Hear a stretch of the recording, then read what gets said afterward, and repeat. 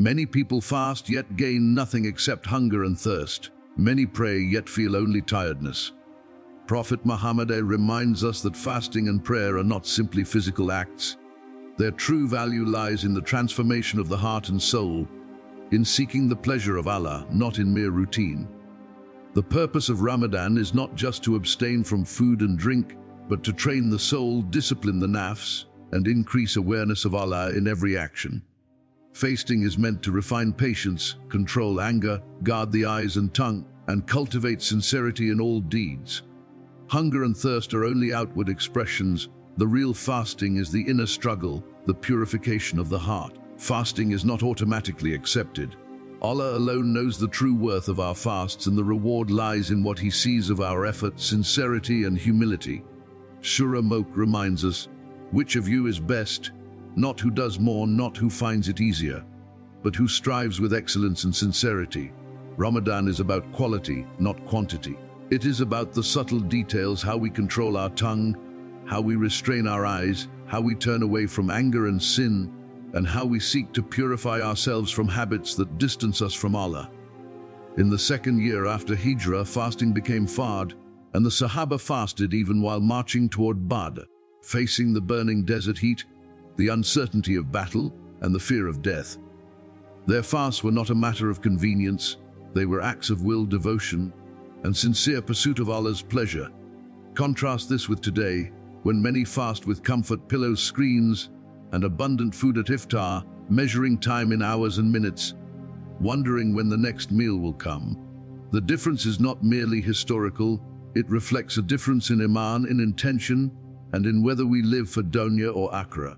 Ramadan is meant to strengthen our hearts and souls, not just our bodies. Many mistakes silently damage our fasting. The first mistake is seeing fasting as merely abstaining from food and drink. This is a misunderstanding that reduces Ramadan to hunger. True fasting is also the restraint of anger, lowering the gaze, avoiding haram, leaving bad habits, and purifying the heart. The second mistake is counting hours until iftar. When we focus on the clock, we remain attached to dunya, not the spiritual purpose of Ramadan. The Sahaba endured thirst and fatigue in the desert, while we measure minutes in our warm homes, missing the inner discipline. Another common mistake is overeating at iftar, treating hunger as a day-long contest to satisfy the nafs. The sunnah of iftar is to break the fast promptly at the adhan, not to delay unnecessarily, nor to indulge excessively. Overeating is a subtle rebellion of the nafs against the discipline of Ramadan. Skipping suhoor is also a mistake. It is not merely a missed meal, but a lost spiritual moment. The barakah of waking in the darkness, taking a step for Allah while the world sleeps, cannot be replaced by any convenience or oversleeping. Neglecting the niyyah or intention is another error. The niyyah is in the heart, not merely words on the tongue. One may have recited the intention, yet the heart may wander, focused on worldly concerns. Ramadan requires mindfulness. Fasting on autopilot cannot bring its true benefits. Extreme enthusiasm without balance is dangerous, as illustrated by Abdullah ibn Amir.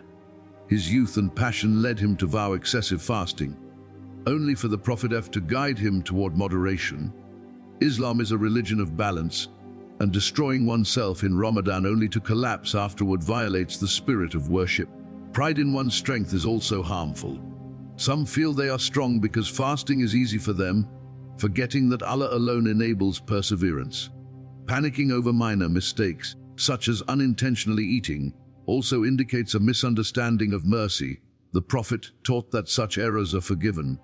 Assuming fasts are automatically accepted, or feeling self-satisfied, leads to subtle pride and corruption of worship. These mistakes show that fasting is not a simple act, but a continuous effort of awareness and humility. True fasting is holistic. It encompasses the heart, tongue, eyes, ears, hands, and feet. The tongue must avoid backbiting, lies, and idle speech. The eyes must guard against haram and distractions. The ears must not partake in gossip. Hands and feet must avoid harm to others. Fasting is a discipline of the entire self, not just the stomach. If only the body fasts and the tongue, eyes, and heart remain uncontrolled, the fast loses its essence. Every day of Ramadan is an opportunity for spiritual growth. Hunger trains humility, thirst teaches gratitude, patience strengthens character. Each action, from controlling anger to speaking kindly, shapes the heart. Ramadan is not just inward worship, it opens outward doors of generosity, compassion, and forgiveness. Giving in Ramadan, whether through food aid or support, amplifies the reward, purifies the heart, and fulfills the social spirit of Islam. The first step in Ramadan is waking the heart. Many begin the month mechanically fasting, breaking the fast and following routine, while the heart remains asleep. Every morning before suhoor, one should pause and reflect, why am I fasting today? Is it habit, family tradition, or truly for Allah's pleasure? This reflection shapes the entire day. A sincere intention transforms routine into worship. Words alone are insufficient, the heart must engage. Dua is a golden key in Ramadan. The fasting person's supplications are not rejected, yet many make only brief prayers. Ramadan invites continuous dialogue with Allah in suhoor, in iftar, in quiet reflection, in moments of need. Language is not a barrier. Speak from the heart in your own words. Ask for patience, for willpower, for forgiveness, for mercy. Every sincere moment of dua strengthens the bond between the servant and Allah. Tafakkur, or reflection, is another essential act. Hunger sharpens the mind, clarifies thoughts, and reveals blessings. Reflect on existence, the purpose of life, the value of time, and the inevitability of death. Contemplating these truths in Ramadan enriches gratitude, deepens devotion, and awakens the soul. Every challenge of fasting, thirst, hunger, fatigue becomes a teacher, guiding the heart towards sincerity and awareness. The fasting of the tongue and eyes is among the hardest tasks. One may fast physically, yet lie, backbite, or indulge in harmful speech, rendering the fast meaningless. The eyes bring desires, distractions, and envy. The tongue spreads harm if not restrained. Controlling these faculties is essential for Ramadan to fulfill its purpose. Even small acts, like avoiding gossip for one day, reveal the challenge and significance of inner discipline. True fasting also extends outward, helping neighbors, feeding the hungry, forgiving those who wronged you.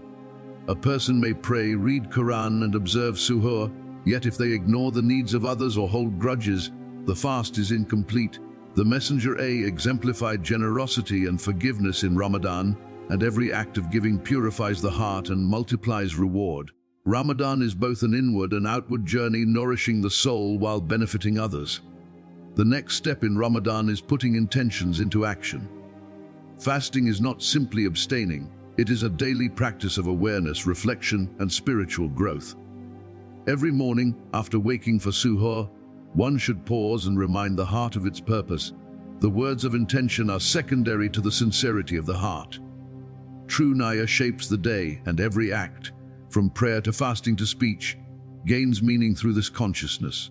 Each day is a chance to renew commitment and start afresh, leaving yesterday's mistakes behind. Dua is the golden bridge between the servant and Allah. The fasting person's supplication is especially powerful, yet many fail to seize this opportunity. Ramadan provides continuous moments for heartfelt dua before suhoor, at iftar, during Taraweeh, in quiet reflection, and in the stillness of the night. Language is not a barrier, the heart speaks in every word. Ask Allah for strength, patience, willpower, and forgiveness. Seek guidance to control the tongue, eyes, and desires.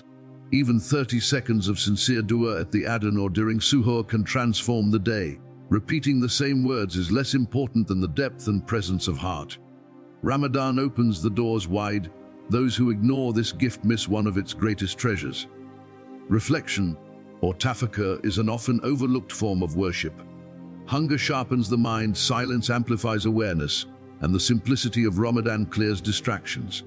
Consider the purpose of your life, why you exist, where your time is going, and what legacy of faith you wish to leave. Reflect on blessings. When a fasting person feels thirst, they realize the value of water. When hunger strikes, bread becomes a gift. This awareness nurtures gratitude, or shukr, which is beloved to Allah. Think also of death and the fragility of life. Ramadan invites contemplation so that every moment is purposeful and every action gains weight in the sight of Allah. The fast of the tongue and eyes is one of the greatest challenges. The tongue is capable of great harm with just one word.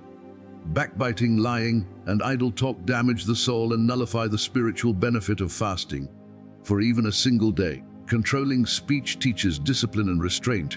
The eyes must also fast, avoiding not only clear haram but distractions, envy, greed, and all forms of excessive worldly fascination.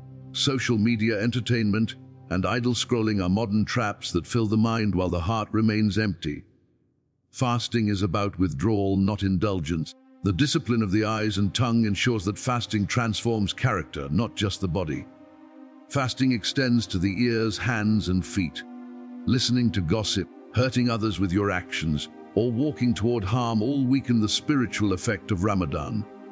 Hands should not cause harm or injustice, even through messages or writing, and feet should avoid carrying a person towards sinful places. Every part of the body participates in fasting when properly controlled. Discipline is not merely a rule to follow. It is a method to purify the heart and strengthen spiritual resilience. Ramadan is also outward-looking. Fasting is incomplete without generosity and compassion. Feeding neighbors, helping the poor, assisting travelers, and supporting those in need multiplies the reward and softens the heart. The Messenger increased his generosity during Ramadan, like a strong wind spreading blessing and mercy. Giving is both an act of obedience and a practical method to remove greed and attachment to dunya. Even small gestures, like sharing iftar with someone hungry, earn the reward of the fast without reducing the fasting person's reward. Ramadan encourages a balance of inward devotion and outward benefit. Forgiveness is central to Ramadan's spirit. Holding grudges or resentment obstructs spiritual growth. If you are upset with someone, this month is the opportunity to reconcile, forgive, and release the weight of resentment. Allah's forgiveness is connected to our willingness to forgive others. Failing to forgive leaves hearts heavy, and even sincere fasting and prayer may lose their impact. True Ramadan cultivates compassion, reconciliation, and a clean heart, as the mercy of Allah flows abundantly to those who release the burdens of anger and resentment. The Quran is the guiding light of Ramadan. Allah revealed it in this blessed month, making it the perfect time for reflection, recitation, and understanding. Reading a few pages daily, contemplating the meanings, and applying them to life strengthens the heart. Reading aloud brings reward, while reading with understanding creates lasting transformation. Pausing at a verse, thinking deeply, and seeing its relevance in personal life ensures that the Quran leaves a mark on the soul. Ramadan is a time to revive the relationship with the Quran, not simply to recite mechanically. Taraweeh is a precious gift of the night. Voluntary but powerful, it fosters unity, discipline, and closeness to Allah. Standing shoulder to shoulder in prayer, performing sujood, and reflecting on the meaning of each rak'ah creates an atmosphere of spiritual renewal. Taraweeh is not a task to complete, it is an experience to feel. The value lies not in numbers, but in mindfulness, devotion, and heartfelt connection.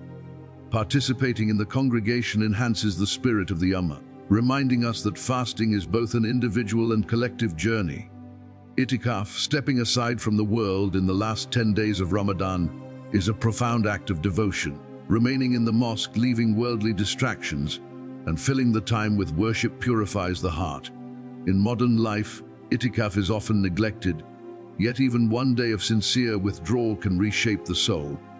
The silence of the world amplifies the voice of the heart, deepening reflection, gratitude, and connection to Allah.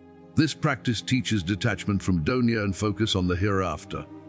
Laylat al-Qadr, the night better than 1,000 months, is the pinnacle of Ramadan. Sought in the odd nights of the last 10 days, it is a divine gift. Worship during this night multiplies beyond comprehension. Every prayer dua, an act of reflection, is magnified. One night of sincere devotion can surpass decades of ordinary worship. Searching for Laylat al-Qadr with determination, maintaining worship across the last 10 nights, and remaining vigilant strengthens the soul and aligns the heart with the mercy of Allah. Eid marks the outward celebration of an inward journey. True Eid emerges from transformation, not just festivity.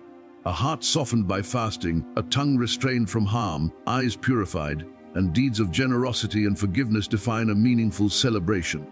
Ramadan's lessons are carried forward, not left behind. The person who continues reflection, prayer, and good actions beyond Ramadan fulfills its true purpose. Real change is found in consistent small steps, not in grand gestures. At the end of Ramadan, the streets may be filled with joy, children playing, tables abundant, but the real measure is within. Reflect on who you were 30 days ago and who you are now. Has your heart softened? Are your actions more mindful? Have you forgiven, given, and shared more? Small but lasting changes indicate success. Ramadan is not merely a calendar month. It is an opportunity for transformation, a training ground for the soul, and a door to lifelong spiritual growth. May Allah allow us to reach Ramadan, embrace it fully, and emerge transformed with hearts pleasing to Him. Let fasting be more than hunger. Let prayer be more than ritual, and let every act in this month draw us closer to Allah. The true value of Ramadan is in its lasting impact, shaping character, refining behavior, and awakening the heart. Let this month guide us to sincerity, discipline, and mercy, so that every day of our lives after Ramadan continues the lessons learned, extending the spirit of this blessed month beyond its final day.